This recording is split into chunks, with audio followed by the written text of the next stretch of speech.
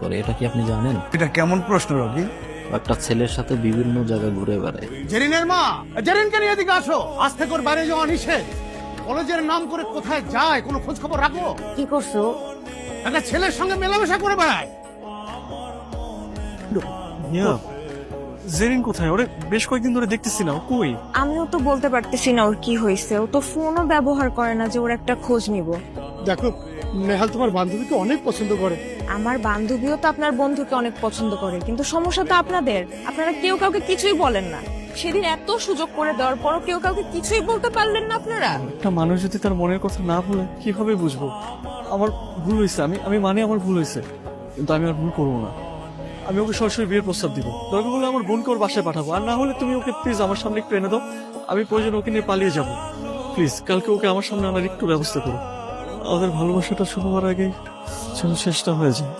কি এত জরুরি দরকার? তুই জানিস না কি হয়েছে? নেহাল ভাইয়া তো তোকে অনেক পছন্দ করে। এখন আর পছন্দ করে কি হবে? বাসা থেকে তো বাইরে হতে পারবো না। এখন কি হবে মানে? তোরা দুজন বাসায় কথা বলবি? এখন বাসায় কথা বলার লাভ আছে? রকি ভাই যে কাণ্ডটা করছে, না দিবে আমার বাসা থেকে বাইরে হইতে, না পারবো তার সাথে কথা বলতে। আমার তো বাসার মধ্যে আটকায় রাখছে।